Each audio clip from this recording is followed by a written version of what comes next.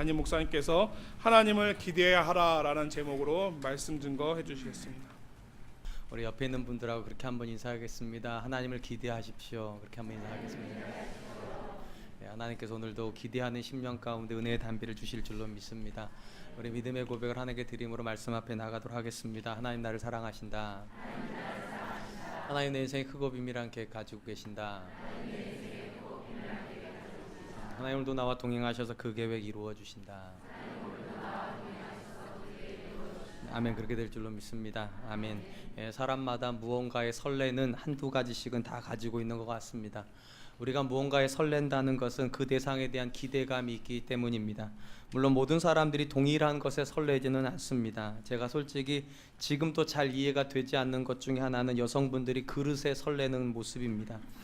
사실 제가 여자분들이 그릇을 좋아한다는 사실 자체를 알지를 못했습니다. 근데 미국에서 안식년 1년 보내면서 미국 이민자들의 가정을 방문할 때 참 독특한 공통점을 가지고 있다는 것을 보았습니다. 거실에 그릇장들을 가지고 계십니다. 그리고 그 그릇에다가 본인들이 컬렉션한 것들을 이렇게 모아놓았는데 제법 멋있습니다. 정말 멋있었습니다. 안식년을 마치고 한국에 와보니까 백화점에 그때 제가 그 집들 방문했을 때 보았던 P사, L사 제품들이 유난히 많이 있다는 것을 제가 알았습니다. 아마 한국 여성들도 이 제품을 무척 좋아들 하나 봅니다.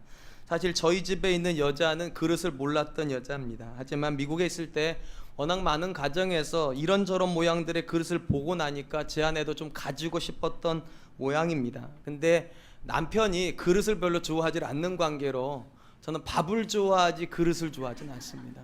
국을 좋아하지 어떤 그릇에 담겼느냐 저한테 중요하지 않기 때문에 제가 사는 것을 반대했습니다.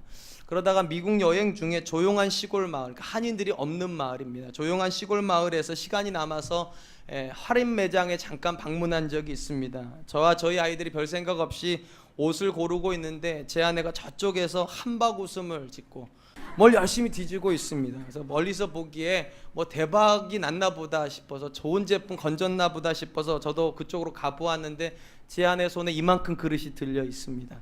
그 갖고 싶어 했던 P사 제품이 거기에 있었습니다. 미국 할인 매장 가보신 분들은 아시겠지만 할인 매장 구석에 클리어런스 코너가 있습니다. 우리말로 말하면 떨이 제품입니다. 보통 가격에 10%도 안 되는 가격에 물건을 이제 떨어내는 그런 겁니다. 근데 거기에 절대로 그 제품이 거기 있을 게 아닌데 정말 제 아내를 위해서 하나님께서 남겨놓으신 거죠. 그걸 이렇게 들고 와서 정말 애처로운 눈빛으로 저를 쏘아보는 겁니다. 이 정도도 안 사줄 거야 이런 눈빛으로요. 제가 사줬을까요? 안 사줬을까요? 사줬습니다. 그렇게 해서 저희 집에 P사 제품이 국그릇 밥그릇 이렇게 오게 되었습니다. 제가 이렇게 말하면 제 아내도 저한테 하고 싶은 말이 많이 있을 겁니다. 저도 제 아내가 이해하지 못하는 설렘이 있습니다. 제 아내는 가전제품을 별로 좋아하지 않는데 저는 전자제품을 정말로 좋아합니다. 제가 미국에 있을 때 아이패드가 처음 나왔습니다. 제 아내를 처음 볼 때 설렘 만큼이나 엄청 설레더라고요. 정말 너무너무 갖고 싶었습니다. 그래서 우리 아이들을 매 주일마다 정말 뻔질나게 베스트바이로 데려갔습니다. 이 베스트바이는 우리로 말하면 전자랜드 정도 되는 겁니다. 이렇게 물건들이 막 모여져 있어요. 우리 아이들을 한 2달 정도 데리고 다닌 것 같아요. 매주마다 가서 만져보게 하고 게임도 해보게 하고. 이유는 간단했습니다. 제가 사달라면 안 사주니까 아이들 보고 엄마 좀 설득하라고. 근데 우리 아이들이 제품을 되게 좋아해요. 근데 엄마를 설득할 만큼 좋아하지 않는 거예요. 이게 아무리 제가 제 둘째 보고 제 첫째 보고 엄마한테 좀 사달라고 좀 그래 보라고. 근데 우리 아이들이 아빠 그 정도로는 아닌 것 같아. 자, 그래서 제가 안 되겠다 싶어가지고 2달 만에 제 아내한테 단도직입적으로 얘기했습니다. 사달라고. 설교에 필요하니까 사달라고. 근데 제 아내가 매우 단호하게 거절을 합니다. 그래서 제가 이걸 들고 이렇게 했어요. 애처롭게. 안 사줘요. 제 아내가 논리는 이것이었습니다. 목사가 종이로 설교를 해야 은혜를 받지 전자기기 가지고 설교하면 성도들이 시험 든다는 겁니다. 제가 여러분들 질문 하나 드릴게요. 제가 아이패드로 설교하면 시험 드세요? 은혜 못 받으세요? 아니죠. 저도 그렇게 생각해. 아니라고. 근데 사주기 싫으면 싫다고 그러지 성도 핑계 대가면서 안 사줍니다. 결국 미국에 있는 동안에 못 샀습니다. 제가 한국에 와가서도 그렇게 사달라고 그러는데 못 샀습니다. 근데 딱 한마디 하니까 사주더라고요. 김동호 목사님도 아이패드로 설교하더라. 그러니까 사주더라고요.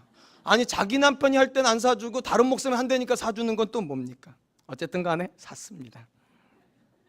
만약 제가 제 아내처럼 똑같이 그릇에 설렜고 또 제 아내가 저랑 똑같이 아이패드에 설렜으면 우린 서로가 원하는 걸 훨씬 빨리 얻었을 겁니다. 근데 사람은 이 사람이 설레는 걸 내가 이해 못하는 게 있고요, 저 사람이 설레는 것을 내가 이해 못하고 내가 설레는 걸 저 사람도 이해 못하는 게 있습니다. 남자와 여자의 차이일 수도 있고 자라는 배경의 차이도 있을 수 있습니다. 근데 이런 차이가 또 존재하는 걸 보게 됩니다. 믿는 사람과 믿지 않는 사람의 설렘의 차이가 있습니다.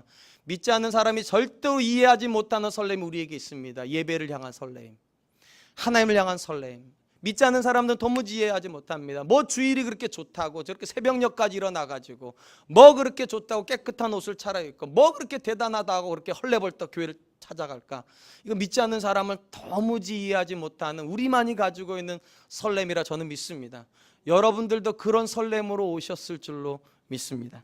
최근에 한 집사님 가정을 신방하다가 정말 기쁜 감명을 받았습니다. 이 집사님에게는 아들이 2명이 있었는데 큰아들에 대한 이야기였습니다. 고3이었을 때 아이가 어느 날 한여름에 선생님한테 한참 두들겨 먹고 왔더랍니다. 한 80대를 얻어맞고 왔답니다. 엉덩이를. 여러분 지레짐작하지 마세요. 이 아이는 문제아이 아닙니다. 학교에서 기대하는 기대주였습니다. S대를 갈 거라고. 근데 그 아이를 이제 그 아이뿐만 아니라 이제 고3 아이들 다 방학 때 학교로 모아놓고 자율학습이라는 명목으로 아예 아이들을 공부를 시켰나 봅니다. 근데 이 아이가 그 어느 주간에 이제 수련회를 가야 되는 겁니다. 그래서 선생님한테 가가지고 이렇게 말했답니다. 수련회 가고 싶습니다. 담임 선생님이 매우 완고하게 그랬답니다. 못 간다고. 근데 선생님만 완고했으면 괜찮은데 이 아이도 매우 완고했습니다. 가야 되겠다고. 그러니까 선생님이 이렇게 말했다면 그러면 80대 맞고 가라고. 아마 선생님이 이렇게 생각했을 것 같아요. 집까지 가고 싶어서 80대 맞겠나? 근데 이 아이가 엎었답니다. 엎드려 때리라고 선생님 보고. 80대를 때리겠다고 그랬는데 80대를 다 못 때렸나 봅니다. 지치셔가지고. 어쨌든 이 아이는 엄청나게 얻어터지고 집에 왔답니다. 여러분 이 이야기를 제가 김용호 목사님과 같이 신방 가서 들었거든요. 김용호 목사님이 우리 교회 오기 전까지 고등부 지도를 했어요. 이런 얘기를 하더라고요. 지금도 그 아이가 다니는 학교는 여름에 아이들을 다 모아놓고 공부를 시킨답니다. 그래서 그 학교 아이들은 수련회를 못 간답니다. 본인이 지금까지 한 명도 그 학교에서 온애가 수련회 온 거 못 봤답니다. 유일하게 지금 그 이야기 듣는 거예요. 그 학교 학생 중에 유일하게 수련회 온 아이를 80대 맞고. 여러분 어떻게 생각하세요? 그 선생님이 그 아이 때리면서 이해가 됐을까요? 이거 미친 거 아니야 이러지 않았겠어요? 그깟 수련회가 뭐 그렇게 대단하다고 80대까지 얻어 터지냐는 거죠. 근데 여러분 성경에 보니까 세상 사람은 죽었다 깨어나도 이해 못하는 그 갈증이 있습니다. 성도에게는요. 그 기대감이 있습니다. 시편이 이렇게 되어 있어요. 시편 42편 1절 하나님이여 사슴이 시냇물을 찾기에 갈급함과 같이 내 영혼이 주를 찾기에 갈급하나이다. 여러분 사슴은요 초식동물이기 때문에 자기를 보호하는 능력이 거의 없습니다. 근데 물가로 가다 보면 맹수도 만나야 됩니다. 근데 그 맹수의 위험을 무릅쓰고도 가야 되는 갈증이 있다는 거예요. 성도가 그런 게 있다는 거예요. 세상 사람들은 죽었다 깨어나도 이해 못하는 그 갈증, 하나님을 향한 기대감, 하늘을 향한 설렘, 그것이 있다는 거예요. 사랑하는 성도 여러분, 여러분들에게는 그 설렘이 있습니까? 여러분들에게는 그 기대감이 있습니까? 저 오늘 말씀을 통하여서 우리 예배가 왜 형식일 수 없는지, 왜 우리 예배가 기대감과 설렘으로 가득해야 되는지를 함께 나누려고 합니다. 오늘이 S자는 날이잖아요. S식이요. 그분을 정말로 구하는 마음이에요. 정말로 그분을 간구하는 마음이에요. 오늘 본문에 보니까 시편 123편을 쓴 저자가 1절에서 하나님께 나아가는 자신의 태도를 이렇게 얘기합니다. 하늘에 계시는 주여 내가 눈을 들어 주께 향하나이다. 제가 지난 시간에 그런 말씀을 드렸습니다. 알에 대한 이야기를 드리면서 우리가 예배할 때 가장 중요한 것은 우리 예배의 대상이 누군지를 우리가 인식하는 거다. 그 하나님이 온 땅에 높으신 하나님이란 마음이 있다면 그분을 향하여서 경외감을 가져야 된다. 레버런스 해야 된다. 리스펙트 해야 된다. 제가 그렇게 말씀드렸습니다. 오늘 본문에 보니까 정확하게 이 사람은 자기가 예배하는 대상인 하나님을 인식하고 있습니다. 하늘에 계시는 주. 우리랑 같은 세계를 공유하고 계신 분이 아니라 차원이 다른 세계에 계시는 창조주 하나님에 대한 인식을 가지고 있습니다. 그리고 그 하나님께 나아가는 태도도 결정이 되어 있습니다. 눈을 들어 주를 향하나이다. 눈을 들어 주를 향하나이다. 쉽게 말하면 내가 하나님을 향하여서 집중한다는 거죠. 하나님이 내게 맞추는 것이 아니라 내가 하나님께 맞추겠습니다. 그리고 하나님을 경외합니다는 마음으로 눈을 듭니다. 우리가 누군가에 일반적으로 눈길을 줄 때는요 크게 두 가지 때문에 눈길을 줍니다. 첫 번째 관심이 있을 때요. 이 자리에 이제 대부분 유부남이 계시지만 총각 때 우리 남자분들이 총각 때 길을 가다가 정말 아름다우신 여성을 봅니다. 그냥 지나갑니까? 쳐다봅니까? 아니 총각 때 지금은 안 되죠. 큰일 나죠. 총각 때요. 길을 가다 아름다운 여성을 보면 그냥 갑니까? 쳐다봅니까? 제가 대답해 드릴게요. 쳐다보죠. 옆에 있는 아내분 너무 의식하십니까? 쳐다봅니다. 쳐다만 봅니까? 고개도 돌립니다. 더 마음에 들면 어떻게 합니까? 쫓아갑니다. 첫 출발은 쳐다보면서 제가 관심이 있기 때문에. 제가 결혼하고 나서 제 아내한테 딱 하나 허락받았습니다. 쳐다만 보라고. 고개 돌리면 죽는다고. 그러니까 눈길만 이런. 고개 돌리면 얻어 터지는 거고 쫓아가면 끝나는 거죠. 어쨌든 우리가 관심이 있으면 눈길을 줍니다. 두 번째, 언제 눈길을 주는가? 기대감이 있을 때 눈길을 줍니다. 아이들 데리고 마트 같은 데 가보세요. 행전 눈길 안 주던 애들이 과자 들고 눈길을 줘요. 아빠한테, 엄마한테 사달라는 거죠. 기대감이 있는 거면. 그러니까 기대감이 있을 때 눈길을 줍니다. 그러니까 우리의 눈이라고 하는 것은 창입니다. 뭐에 대한 창이냐? 우리가 무엇에 관심 있는 걸 보여주는 창이고, 우리가 무엇을 기대하는 걸 보여주는 창이에요. 결국 이 눈길이 가는 곳이 내가 좋아하는 게 있는 것이고, 이 눈길이 가는 곳에 내 기대감이 있습니다. 이렇게 예배드리는 시간에도요, 우리의 눈길이 우리를 다 보여줍니다. 정말로 하나님을 기대하고 온 사람이 가지고 있는 눈빛과요, 형식으로 이 자리에 앉아있는 사람이 가지고 있는 눈은 다릅니다. 방향이 달라요. 방향이요. 하나님을 기대하는 사람을 하나님을 향하여서, 이 시간은 하나님이 목사를 통해서 말하는 거니까 설교자에게 가 있습니다. 근데 하나님을 향한 기대감이 없는 사람은 눈길이 크게 두 가지로 갑니다. 땅이거나 하늘이거나, 바닥을 쳐다보고 있거나 허공을 가르고 있거나. 근데 여러분, 이 눈길에 의해서 우리의 예배는 이미 끝나버린 겁니다. 눈길이 하나님을 향하여 가 있는 사람은 생명력을 느낍니다. 그 예배 속에서 살아있음을 경험합니다. 그런데 이 눈길이 실패해버리는 거, 하나님을 찾게 실패해버린 사람은 이미 예배가 시작도 되기 전에 이미 끝나버린 겁니다. 생명력이 없습니다. 그렇다면 여러분, 우리가 하나님을 향해서 가지는 이 기대감은 무엇으로부터 오는 걸까요? 도대체요. 어떻게 하면 우리의 기대감이 생겨날까요? 우리가 조금만 깊게 생각해 보면 우리가 가지는 모든 기대감은 다 믿음에서 출발함을 알게 됩니다. 제 아내가 왜 그렇게 그릇에 대해서 갖고 싶어 할까요? 왜 이렇게 기대감이 있었을까요? 믿음이 있기 때문이에요. 어떤 믿음? 그런 그릇을 가지면 요리하고 싶어질 것이고, 요리하고 싶어지면 요리가 늘 것이라는 믿음이요. 근데 사실이 그랬어요. 제가 제 아내에게 그릇을 사주고 나서부터 제 아내가요, 요리를 많이 하기 시작했어요. 그 그릇에 담아보고 싶어가지고. 그 더 놀라운 것은 그 그릇에 합당한 음식을 만들기 시작합니다. 그래 이게 뽀대가 나잖아요. 죄송해요. 김치찌개를 담아보면 뽀대가 안 나니까 거기다가 정말 맛있는 음식을 하기 시작하더라고. 레시피를 찾아가지고 하기 시작하더라고. 정말로요. 그러니까 맞았어요. 그 믿음이 맞았어요. 좋은 그릇을 사주니까 요리가 좋아져요. 확실히 맞아요. 제가 왜 이렇게 아이패드를 가지고 싶었을까요? 제 믿음이 하나 있었어요. 아이패드를 가지면 설교를 잘할 거라는 믿음. 맞았어요. 정말 아이패드를 가지고 나니까 설교를 열심히 하게 돼요. 여기다가 넣고 나와가지고 이렇게 씩씩 하면서 해보고 싶어가지고. 그러니까 모든 기대감은 대부분 믿음에서 옵니다. 그걸 가지면 내가 그렇게 될 수 있지, 내가 그렇게 할 수 있겠지. 그러니까 믿음이 있으면 기대감이 생깁니다. 하나님을 향한 믿음도 똑같습니다. 하나님을 향한 기대감도 똑같습니다. 히브리서 11장 6절에 이렇게 되어 있습니다. 믿음이 없이는 하나님을 기쁘시게 못하나니 하나님께 나아가는 자는 반드시 그가 계신 것과 또한 그가 자기를 찾는 자들에게 상 주시는 자이심을 믿어야 할지니라. 여기 하나님께 나아가는 자, 쉽게 말하면 하나님을 기대하는 자는요, 믿음이 있어야 된답니다. 어떤 믿음이요? 하나님이 계신 것과 자기를 찾는 자들에게 상 주시는 분, 그러니까 좋은 것 주시는 분이라는 걸 믿어야 된다는 거예요. 그러면 이 믿음이 생기면 기대감도 생긴다는 거예요. 그러니까 히브리 기자 말로는요, 믿음과 기대감은 정비례 관계입니다. 믿음이 높아가면 기대감도 높아집니다. 믿음이 떨어지면 기대감도 떨어져요. 우리가 누군가에게 기대할 때도 똑같잖아요. 그 사람이 정말로 그 일을 해줄 거라는 확실한 믿음이 생기면 그 사람을 향한 기대감도 높아지잖아요. 마찬가지입니다. 하늘을 향한 믿음이 없는데 기대감이 생길 수는 없어요. 그러므로 여러분들이 예배하러 나올 때 우리 마음 가운데 언제 기대감이 생깁니까? 하나님에 대한 믿음이 있을 때요. 하나님이 계신 것과 그가 자기를 찾는 자들에게 상 주시는 자이심을 믿을 때 우리는 설레어서 옵니다. 하나님께 은혜 받을 걸 기대함으로. 저는 우리 사랑과 은혜 교회 안에 이 분명한 확신이 있기를 축원드립니다. 지금 이 시간 하나님의 계심에 대한 믿음이 있기를 축원드리고, 그분이 저와 여러분들에게 은혜 주실 것에 대한 분명한 믿음이 있기를 축원드립니다. 그렇다면 여러분, 믿음만 있으면 우리의 기대감은 다 생기는가? 맞아요. 믿음으로부터 출발해요. 근데 여러분, 매우 중요한 게 또 하나 있습니다. 경험된 믿음이어야 됩니다. 경험화되어진 믿음이라야 우리에게 기대감을 더 불러일으킵니다.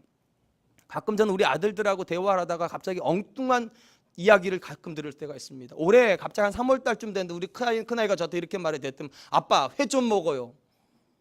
여러분들 전혀 이상하지 않겠지만 저한테는 매우 이상합니다. 왜냐하면 저는 우리 큰아이 나이 때 회를 생각해 본 적이 없어요. 근데 똑같은 시절을 저도 지나왔거든요. 중3 시절을. 근데 그때 제 머릿속에는 회가 없었는데 왜 우리 아들 머릿속에는 회가 있을까? 왜 회에 대한 기대감이 있을까? 결과적으로 우리 아들은 회 먹었어요, 그날이요. 근데 제가 생각을 해봤습니다. 왜 이 아이가 회에 대한 이야기를 했을까? 답은 분명했습니다. 제가 남서른의교회, 이 교육이 전에 남서른에 15년 있을 동안 29번 수련회 참석했습니다. 교육자 수련회요. 한 번 빠진 이유는 제가 그해 여름에 거길 갔기 때문에, 안식년을 갔기 때문에. 겨울 수련하고 안식년을 갔어요. 한 번 빠져 29번을 참석을 했는데 29번 가면 늘 하는 행사가 있습니다. 딱 한 번. 그해, 그러니까 2번이죠. 14번 하는 게 회를 먹는 겁니다. 홍정일 목사님께서 사주십니다. 우리 목사님들 사주세요. 그 사이에 우리 아들도 끼어가지고 29번을 먹은 거예요. 근데 남사랑과 은혜교로 오고 나서 교육자 수련을 못 갔거든요, 우리가요. 그럼 못 갔다는 말은 뭐를 못 먹은 겁니까? 회를 못 먹고 작년을 지나간 거예요. 그러니까 우리 아이가 매년 먹어야 되는 회를 못 먹은 거니까 우리가 생각한 거죠. 먹어야 되겠다, 이거를. 그러니까 경험이 있으니까 기대를 한 거예요. 먹어보고 싶다. 먹어보고 싶다. 경험이 없으면 기대 안 하는 겁니다. 제가 왜 어릴 때 회에 대한 생각이 없었는데 우리 아버지가 회줄 사줄 돈이 없었어요. 먹어본 적이 없어요, 제가요. 그러니까 먹어보질 않았으니까 기대를 안 하는 거죠. 먹어보았다면, 내가 가져보았다면, 경험해보았다면 누군가는 다 혼자 그걸 기대합니다. 신앙 영역도 똑같습니다. 왜 우리가 하나님을 기대하지 않습니까? 하나님을 경험해 본 적이 없기 때문에. 많은 경우요. 시편에 보면 이런 기록이 있습니다. 시편 9편 10절에 여호와여, 주의 이름을 아는 자는 주를 의지하오리니 이는 주를 찾는 자들을 버리지 아니하심이니이다. 여러분, 여기 다윗이 이렇게 말합니다. 여호와를 아는 자, 주의 이름을 아는 자. 여러분, 이 안다는 개념이 우리하고 히브리 사람은 좀 다릅니다. 우리는 지식을 안다 이렇게 생각합니다. 지식을 안다. 히브리 사람들은 그렇게 생각하지 않습니다. 지식이 경험된 걸 안다고 그럽니다. 경험될 때 아는 거예요. 돈이 좋다는 거 써볼 때 내 돈 주는 거 안다 이렇게 된다는 거죠. 머리로 아무리 알아도 아는 거 아니에요. 경험할 때 아는 거예요. 그러니까 지금 다윗이 뭐라고 말하는가? 하나님을 경험하여 아는 사람은 이런 겁니다. 지금 경험하여 아는 사람은 주를 의지하오리니, 미래형이잖아요. 의지하게 된다는 거, 기대감을 가지고 그분께 기댄다는 겁니다. 기댄다는 거예요. 그럼 질문이 이거죠. 누가 하나님께 기댑니까? 전제가 있어요. 경험한 사람이에요. 경험한 사람. 그러므로 여러분, 다시 한번 여러분들에게 다시 한번 자기 자신을 돌아보시기 바랍니다. 왜 여러분들에게 하나님을 향한 기대감이 안 생길까요? 첫 번째, 믿음의 문제일 수 있습니다. 믿음이 연약하기 때문에. 두 번째, 그 믿음이 경험되지 않았기 때문에. 내 삶에서 정말 하나님의 살아계심을 느껴보지 못했고 그분의 은혜를 경험해보지 못했기 때문에 기대감이 안 생길 수가 있어요. 아까 초반부에 얘기했던 학생, 그 학생 집사님의 아이 이야기를 한번 돌아보겠습니다. 그 학생이 왜 80대를 맞아가면서까지 수련회를 가고 싶었을까요? 그 아이에게 그 수련회가 첫 번째 수련회였을까요? 절대 그럴 일 없습니다. 첫 번째 수련회 80대 맞고 가는 애는 없어요. 수련의 맛을 보았기 때문에 80대를 맞은 거예요. 수련회에서 분명히 은혜를 받았던 기억이 있었을 거예요. 그것도 최근 기억일 거예요. 먼 기억이면 그렇게 목숨 안 걸어요. 최근에 분명히 그 아이는 수련회에서 은혜를 받았을 것이고 고3 세월을 지나면서 그 은혜가 필요하다는 걸 느꼈을 거예요. 80대를 맞으면서도 나는 가야 되겠다. 왜냐하면 그 경험이 그 정도로 강렬했으니까. 사랑하는 성도 여러분, 경험되지 않은 믿음은 절대로 우리에게 기대감을 만들지 못합니다. 그러니까 여러분 스스로에게 물어봐야 돼요. 가장 최근에 나는 하나님을 언제 경험했습니까? 그 경험이 얼마나 강렬했습니까? 그게 강렬하면 강렬할수록 이 자리로 오는 저와 여러분의 발걸음은 가벼울 수밖에 없어요. 기대감이 넘칠 수밖에 없어요. 왜냐하면 그 은혜를 또 받고 싶으니까. 그 은혜를 또 경험하고 싶으니까. 하나님께서 이스라엘 광야 40년 동안 광야 40년 동안 돌게 하시면서 그들을 훈련시킨 것이 있습니다. 하루도 빼놓지 않고 하신 훈련이 있어요. 아침마다 광야로 나가게 하는 훈련입니다. 왜 광야로 나갑니까? 거기에 그들의 하루치 일용할 양식이 있었기 때문입니다. 만나라고 하는 양식이 있었어요. 하나님께서 매일같이 내보내셨습니다. 40년간요. 이거는 매우 일상적인 것 같지만 매우 상징성을 가지고 있습니다. 무슨 말인가? 어제의 은혜로 오늘을 살지 못한다는 겁니다. 어제 하나님이 주신 음식으로 오늘을 살지 못한다는 거예요. 오늘 음식이 있어야 된다는 거예요. 오늘 경험한 하나님 은혜가 있어야 되고 오늘 만난 하나님이 있어야 된다는 거예요. 경험이 필요하다는 거예요. 매일의 경험이요. 하나님이 나의 하나님이시고 하나님이 나를 보호하시고 하나님 나를 인도하신다는 오늘의 경험으로 살아야 된다는 겁니다. 어제의 경험은 안 된다는 거예요. 한번 여러분이 광야 40년을 지나왔던 성도라고 한번 생각해 보세요. 매일같이 그분 앞에 나아갈 때마다 가면 어김없이 거기에 음식이 있습니다. 어김없이요. 그걸 40년간 합니다. 그리고 40년 세월 동안 일주일에 6일 동안은 어김없이 나가다가 안식일에는 하나님께 나갑니다. 여러분, 매일같이 하나님을 경험한 그들이 안식일 하나님께 나아갈 때 형식으로 나갔을까요? 기대감으로 나갔을까요? 형식일 수 없어요. 왜냐하면 그들에게 분명한 믿음이 있거든요. 하나님이 살아계신다는 분명한 믿음이에요. 살아계신 분이 매일같이 보내주시는 거니까. 두 번째, 그들에게 경험된 믿음이에요. 나가면 어김없이 거둬와요. 나가면 어김없이 만나고 와요. 근데 그들이 아무 기대감 없이 안식일에 나올 수는 없어요. 그러므로 사랑하는 성도 여러분, 우리가 매 주일마다 하나님의 은혜에 대한 갈급함을 어떻게 받습니까? 어떻게 가집니까? 여러분의 일상에서 가지는 겁니다.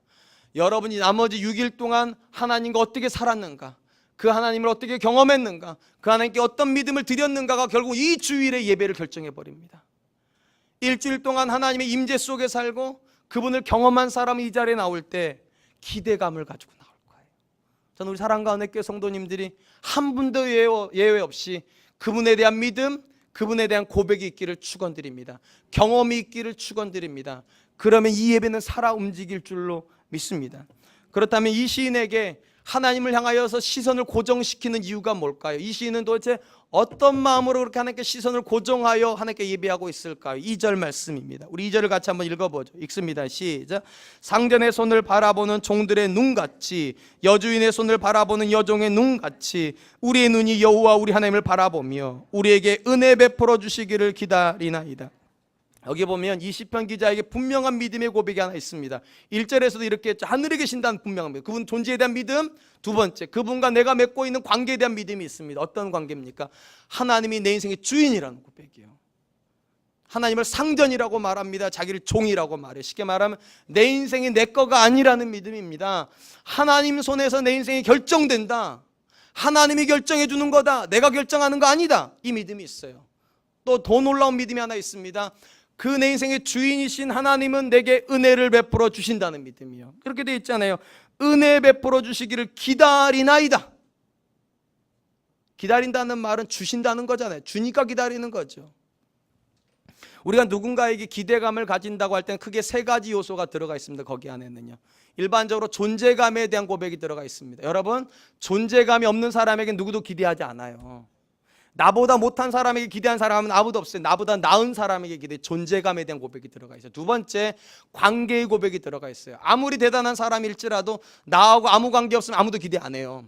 나하고 관련이 있어야 기대하는 거예요. 관계에 대한 고백이 있어요. 세 번째, 그 사람의 인격에 대한 고백이 들어가 있어요. 여러분, 아무리 대단한 사람, 아무리 나랑 관계가 있더라도 그 사람이 매정하면 기대합니까, 여러분? 기대하시는군요, 여러분은. 아니죠. 자비롭고 온유한 사람에게나 기대하는 거예요.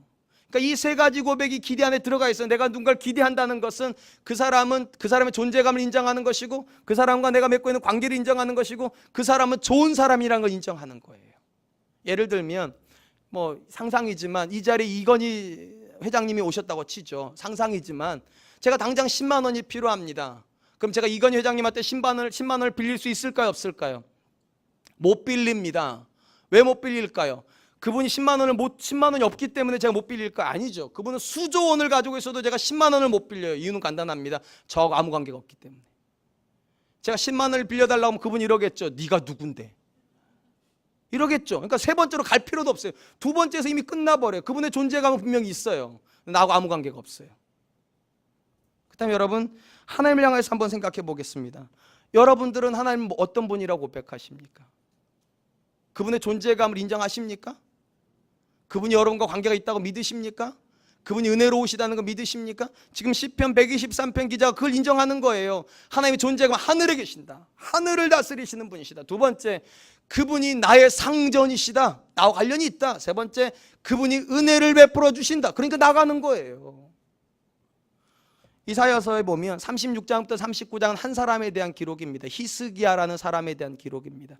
이 히스기야가 남유다의 왕으로 다스리고 있을 때 그의 인생에 큰 위기가 닥쳐옵니다. 아수르가 쳐들어왔습니다. 이 아수르라고 하는 나라는 그 당시에 절대 강대국이었습니다. 이미 북이스라엘을 무너뜨렸어요. 북이스라엘에 10개 지파가 있었습니다. 남유다에 2개 지파가 있었어요. 근데 10개가 무너져 버렸어요. 그럼 여러분 10개가 무너졌으면 2개는 추풍낙엽이죠. 이거는요. 풍전등화. 우리 다 배운 거잖아요. 그죠? 누가 보아도 이거 못 이기는 거예요. 전쟁할 필요도 없는 거예요. 사내립이 이 연약한 남유다에게 서신을 보냅니다. 랍사게를 통해서 항복하라고. 너희 못 이긴다고. 니네 북이스라엘도 못 이겼지 않냐고. 10개도 못 이긴 게 2개가 어떻게 이기냐고. 그냥 좋은 말 할 때 항복하라고. 항복하는 게 좋은 거라고. 그렇게 서신을 보냈습니다. 히스기야가 그 서신을 받았습니다. 여러분 같으면 그 서신을 받고 어떻게 하실래요? 우리 울며 불며 통곡하고 난리 날 겁니다. 그리고 어떻게 막 수소문해가지고 날 도와줄 수 있는 사람 막 찾아다닐 거예요. 히스기야는 그 서신을 받자마자 그 서신을 가지고 성전으로 올라갑니다. 그리고 이렇게 기록이 되어 있습니다. 이사야서 37장 14절로 17절 그리고 20절입니다. 히스기야가 그 사자들의 손에서 글을 받아보고 여호와의 전 올라가서 그 글을 여호와 앞에 펴놓고 여호와께 기도하여 이르되 그룹들 사이에 계신 이스라엘의 하나님 만군의 여호와여 주는 천하만국의 유일하신 하나님이시라. 주께서 천지를 만드셨나이다. 여호와여 귀를 기울여 들으시옵소서. 여호와의 눈을 뜨시고 보시옵소서. 사내립이 사람들을 보내어 살아계신 하나님을 회방한 모든 말을 들으시옵소서. 우리 하나님 여호와여 이제 우리를 그의 손에서 구원하사 천하만국이 주만이 여호와이신 줄을 알게 하옵소서 하니라.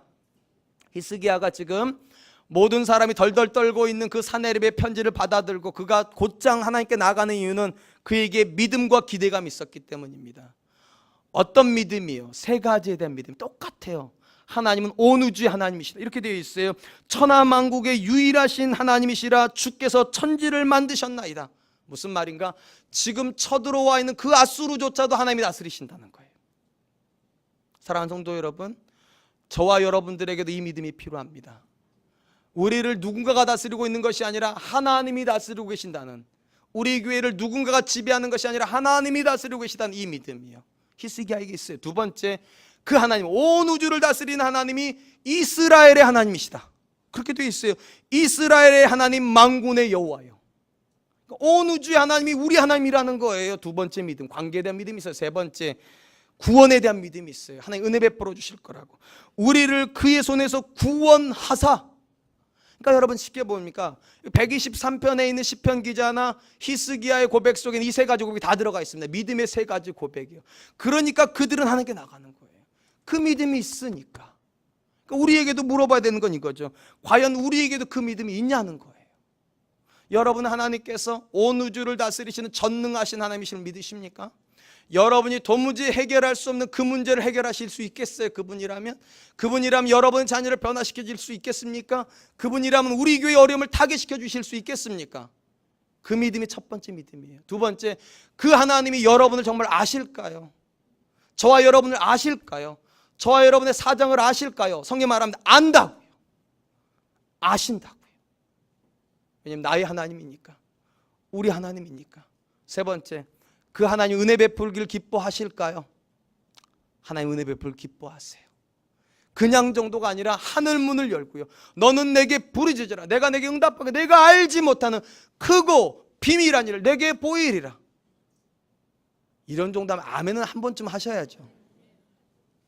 예, 하나님 그러신 분이라고요. 우리에게 그 믿음이 있으면 그분께 나아가는 발걸음이 무거울 수 없어요. 그분께 나아가는 발걸음이 힘들 수 없어요. 은혜인데. 저는 저와 우리 사랑과 은혜교회 안에 이 믿음의 고백이 있기를 축원드립니다. 그렇다면 여러분, 이 믿음의 고백만 있으면 우리가 하나님을 향해서 기대감을 가지고 힘차게 나아갈 수 있겠습니까? 예, 맞아요. 그게 출발인 건 맞아요. 근데 그게 전부는 아니에요. 여러분, 남유다에게도요, 북이스라엘에게도 이 세 가지 믿음은 다 있었습니다. 근데 문제는 북이스라엘은요, 이 세 가지 믿음에 플러스 뭐가 또 있었습니다. 우상이 있었습니다. 하나님도 믿지만 그것도 믿었습니다. 하나님도 붙잡고 있지만 그것도 붙잡고 있었어요. 그러니까 하나님께 집중할 수 없게 만들어요. 믿음은 있는데 집중을 못해요. 믿음은 있는데. 여러분, 오늘날 우리도 역시 마찬가지입니다. 하나님을 향한 이 세 가지 분명한 믿음이 있을지라도 그분을 집중하지 못하면 이 믿음은 아무 효과가 없어요. 아무 효과가 없어요. 아무리 좋은 총이 있더라도요, 집중해서 쏘지 않으면 안 맞는 거잖아요. 맞죠? 맞아요. 이 부분과 관련해서 좀 여러분들이 생각할 법한 이야기가 있습니다. 제가 최근에 읽은 거짓 신들의 전쟁이라는 책에 보면 이 책의 저자인 카일 아이들먼이라고 하신 목사님이 자기가 경험한 이야기를 하나 써놓은 게 있습니다. 매우 의미가 있습니다. 이분이 늘 궁금한 게 있었답니다. 이분이 IT 섬에서 선교하고 오신 선교사님들이 늘 그런 얘기를 한다는 거예요. IT 섬에서는 예배가 드려지면 최소 4시간에서 6시간 드려진다는 거예요. 안 놀라실 줄 알아서 우리 교회 뭐 아무것도 안 놀래요. 뭐 4시간 드리는 거죠. 그죠? 뭐 6시간 뭐 예배 드리는 거잖아요. 그죠? 근데 이 목사님은 너무 당황스러웠다는 거예요. 너무 충격했다는 거예요. 왜냐하면 우리나라도 그렇고 미국도 예배 시간은 1시간이에요. 1시간은 매우 익숙해져 있어요. 플러스 마이너스 어간이에요. 1시간 어간이에요. 근데 어떻게 4시간을 예배 드리냐는 거예요. 그것도 6시간까지, 최장 6시간까지. 도대체 어떻게 그게 가능할까 도대체. 너무 궁금했다는 거예요. 근데 기회가 좋은 때가 되어가지고 이분이 IT 섬을 방문하게 되었습니다. 너무 기대가 되어서 IT 교회 섬에서 목회를 하고 계신 목사님과 식당에서 만나자마자 대뜸 이렇게 물어봤대요. IT의 그리스도인들은 어떤 특별한 점 때문에 교회에서 4시간 이상 예배를 드릴 수 있습니까? 도대체 뭔가가 뭡니까 도대체? 그 예배의 비밀이 뭡니까? 성도들의 특징은 뭡니까 도대체? 너무 궁금하다는 거예요. 근데 전혀 예상 밖의 대답이 돌아왔습니다. 이런 대답입니다. 이곳 IT에서는 달리 할 일이 없습니다. 예배밖에 할 게 없다는 거예요. 예배밖에. 그러니까 예배밖에 할 게 없으니까 4시간 해도 좋은 거고 6시간 하면 더 좋은 거죠. 근데 여러분 웃으셨지만 여기에 아주 깊은 진리가 들어가 있어요. 왜 우리가 1시간밖에 예배 못 드립니까? 왜 1시간이 지나면 이렇게 바들바들 떱니까 사람들이요? 막 시계 보고 막 끝나기 전에 막 나가버리고 막. 왜 그럴까 도대체? 너무 바빠요. 우리는요. 너무 바빠요. 하나님께 집중할 수 없을 만큼 너무 바빠요. 나를 기다리고 있는 사람들, 나를 기다리고 있는 일들이 너무 많아요. 그러니까 여기 집중할 수가 없어요. 믿음은 있는데 집중을 못해요. 사랑하는 성도 여러분, 주일의 핵심은 하나님이에요. 하나님을 거치는 지점이 아니에요. 그분이 최종 목적지가 돼야 돼. 근데 우리는 예배를 지나가는 지점으로 삼아요. 예배 끝나고 빨리 뭐 하러 가려고. 예배 끝나고 뭐 하러 가려고. 예배 끝나고 누구 만나러 가려고. 지나가는 지점이에요. 그러니까 능력이 없어요. 예배 안 해요.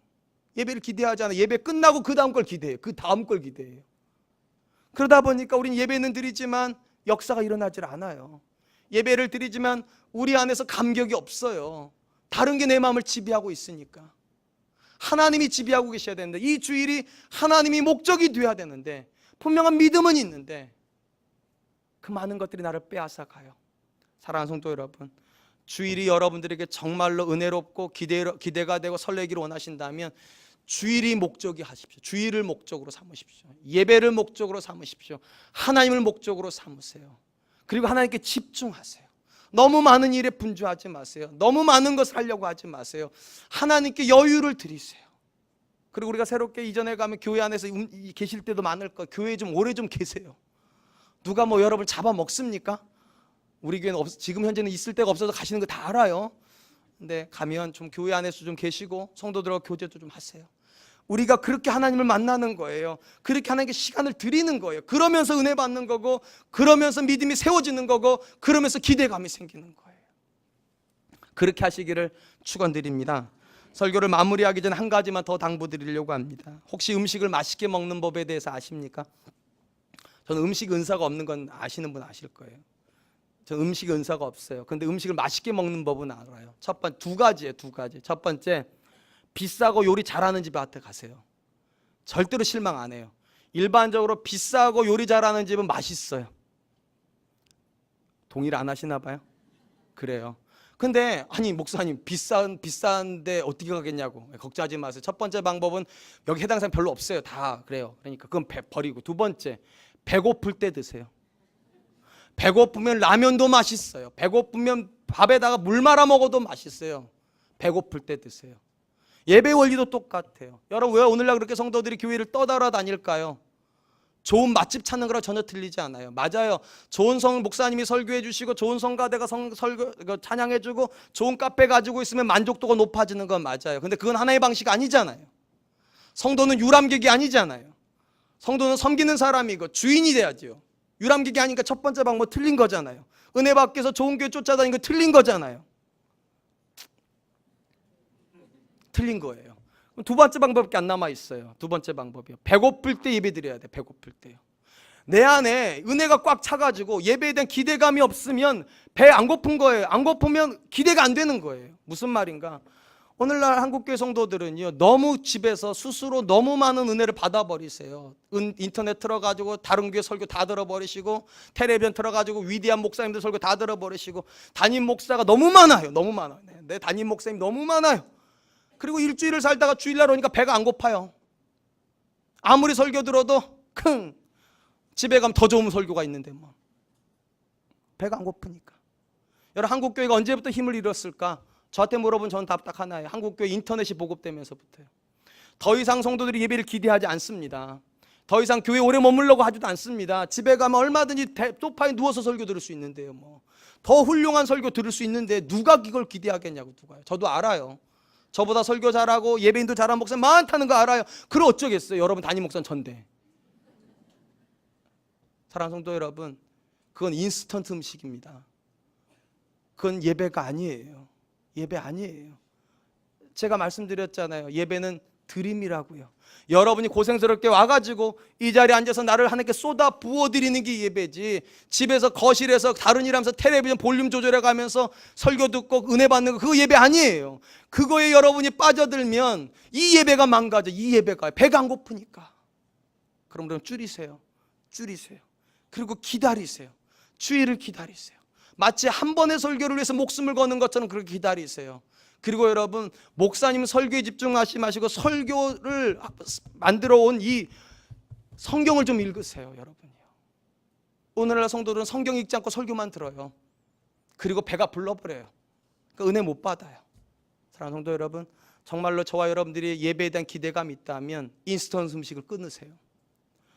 제발 좀 그 스마트폰에 어플 좀 지우세요. 우리 교회 것만 남겨놓으세요. 제발 좀 인터넷 플러그 좀 뽑으세요. 제발 텔레비전 좀 뽑으세요. 그리고 배 좀 고프세요. 정말 말씀 듣고 싶어 하세요. 그리고 와보세요. 제가 어떤 설교도 여러분 은혜 받아요. 어떤 설교도 은혜 받아요. 배가 고파져 있으니까. 그렇게 될 수 있기를 축원드립니다. 이제 말씀을 맺겠습니다. 올해 저희 두 아이가 각각 한 번씩 야구장을 다녀왔습니다. 저희 집은 야구를 정말 좋아합니다. 우리 그 작은 아이가 어느 날 와서 저 작년에 아빠 우리 교회가 LG 교회야 그러더라고요. 저희가 LG 트윈스를 응원하거든요. 러브 앤 그리스 LG라는 거예요. 아빠 너무 좋아. 이게 너무 좋다는 거예요. LG 교회. 어쨌든 간 죄송해요. 다른 팀 응원하셔도 용서하세요. 우리 두 아이가 그랬다는 거니까. 근데 우리 두 아이가 최근에 각각 한 번씩 야구장을 다녀왔습니다. 우리 큰 아이는 학교 친구들하고 우리 작은 아이는 교회 우리 초등부 친구들하고 같이 다녀왔어요. 근데 이 아이들이요, 얼마나 설레하는지요. 평소에 챙겨보지도 않던 일기예보를 챙겨봐요. 비 올까 봐 그날. 그리고 계속 그 얘기만 해. 며칠 동안 계속 야구장을, 내가 가면 징크스가 있는데, 우리 팀 지는데 이번에 가면 이겨야 되는데, 내가 어디 앉으면 지던데, 뭐 그러니 계속 그 생각만 해요. 제가 그 이야기를 애들이 하는 얘기 들으면서 애는 애구나 하는 걸 알았어요. 그러면 한 가지 찔렸어요. 과연 나에게도 그런 설렘이 있는가? 주일에 하나님께 예배하러 나갈 때 나에게도 그런 설렘이 있는가? 정말 그 생각만 하고 거기에 집중이 돼가지고 다른 것에는 마음도 쓸 수 없을 만큼 그렇게 내가 집중하고 있는가? 저와 여러분에게 한번 질문 드리고 싶습니다. 여러분들에게 이 예배는 그렇습니까? 여러분들에게 하나님은 그렇습니까? 하나님이 프로야구보다는 나아야죠. 하나님 프로축구보다는 나아야죠. 하나님 골프보다는 나아야죠. 하나님 드라마보다는 나아야죠. 그러려면 여러분, 믿음을 기도하세요. 세 가지 믿음입니다. 하나님은 위대하시다. 그 하나님이 나의 하나님이시다. 그 하나님이 은혜 베풀어 주시길 기뻐하신다. 그리고 정리하세요. 여러분의 안에 있는 이 예배를 방해하는 수많은 요소들을 정리하세요. 그리고 하나님께 집중하세요. 저는 우리 사랑과 은혜 교회가 믿음과 집중으로 하나님께 나아가면 이 예배를 통하여 하나님께 저와 여러분 만나 주실 줄로 믿습니다. 이 예배를 통하여 하나님 영광 받으실 줄로 믿습니다. 저는 우리 사랑과 은혜 교회가 예배의 봉이 있기를 기도합니다. 그리고 우리 예배가 정말로 많은 성도들에게 그렇게 살아있는 예배로, 하나님과 함께 드려진 예배로 드려질 수 있기를 주님의 이름으로 축원드리겠습니다. 이 시간 우리 하나님께 찬양 드릴 텐데요. 이 찬양은 완전하신 나의 주라는 찬양입니다. 여러분, 우리가 왜 하나님께 예배합니까? 그분이 완전하신 분이시기 때문입니다. 그 하나님께서 우리를 의로운 길로 인도하실 것을 믿기 때문입니다. 이 믿음이 들어오면 이 가사 맨 마지막에 이렇게 됩니다. 하나님만 찬양하게 됩니다. 하나님만 예배하게 됩니다. 하나님만이 나의 인생의 주인이 됩니다. 저는 우리 사랑과 은혜 교회 성도들이 그 믿음, 하나님은 위대하시다, 하나님은 완전하시다, 그분은 선하시다, 그분은 우리에게 바른 길 주신다, 이 믿음 가지고 나아갈 수 있기를 축원드립니다. 우리 같이 찬양하겠습니다. 완전하신 나의 주, 의의 길로 날 인도하소서. 행하신 모든 일 주님의 영광 다 경배합니다. 다 경배합니다. 예배합니다. 예배합니다. 찬양합니다. 찬양합니다. 주님만 날 다스리소서. 예배합니다. 예배합니다. 찬양합니다. 찬양합니다. 주님 홀로 높임 받으소서. 완전하신 나의 주, 완전하신 나의 주, 의의 길로 날 인도하소서. 행하신 모든 일 주님의 영광 다 경배합니다. 다 경배합니다. 예배합니다. 예배합니다. 찬양합니다. 주님만 날 다스리소서. 예배합니다. 찬양합니다. 주님 홀로 높임 바. 예배합니다. 찬양합니다. 예배합니다. 찬양합니다. 주님만 날 다스리소서. 예배합니다. 예배합니다. 찬양합니다. 주님 홀로 높임 받으소서. 아멘. 눈을 한번 감아 보시겠습니까? 여러분, 오늘 예배하러 나오시는 여러분의 마음이 어떠하셨습니까? 설렘은 좀 있으셨습니까? 기대감은 있으셨습니까? 하나님께서 여러분들에게 어떤 믿음을 기대하실 거라고 생각하십니까? 하나님께 이렇게 기도합시다. 하나님, 저에게 세 가지 믿음을 주시옵소서. 우리 하나님께서 온 우주를 다스리시는 만왕의 왕이심에 대한 믿음을 주십시오. 그리고 그 하나님이 나의 하나님이심을 믿게 하여 주시고, 또 하나님께서 내 인생과 내 가정과 내 교회와 이 나라 이 민족 가운데 능력 베푸시를 기뻐하시는 이 사실을 믿게 하여 주시고, 기쁨으로 하나님께 나아가며 기대감으로 나아가게 하여 주시옵소서. 두 번째로 또 이렇게 기도합시다. 하나님, 내게 이 믿음이 있을지라도 내 마음을 너무 분주하게 만드는 많은 일과 많은 사람들이 있다면, 하나님, 그 모든 일로부터, 그 모든 사람으로부터 나를 분리시키고 하나님께만 집중하여 예배할 수 있도록 도와주시옵소서. 하나님이 목적이기를 원합니다. 예배가 목적이기를 원합니다. 하나님, 그렇게 하나님께 집중하게 하여 주시옵소서. 세 번째로 우리 사랑과 은혜교회를 위해서도 기도해 주시기 바랍니다. 하나님, 우리 사랑과 은혜교회가 예배가 살아있는 교회로 하나님 앞에 나아가기를 원합니다. 이곳에 오는 이들마다 하나님 임재를 경험하게 하여 주시고, 살아계신 하나님 은혜를 경험하는 교회 되게 하여 주시옵소서. 새로운 성전으로 이전해 갈 때 다른 거 기대하고 가는 것이 아니라 하나님 기대하고 하나님께 드려질 예배를 기대하면서 옮겨질 수 있도록 주님 도와주시옵소서. 우리 같이 기도하도록 하겠습니다. 기도하겠습니다.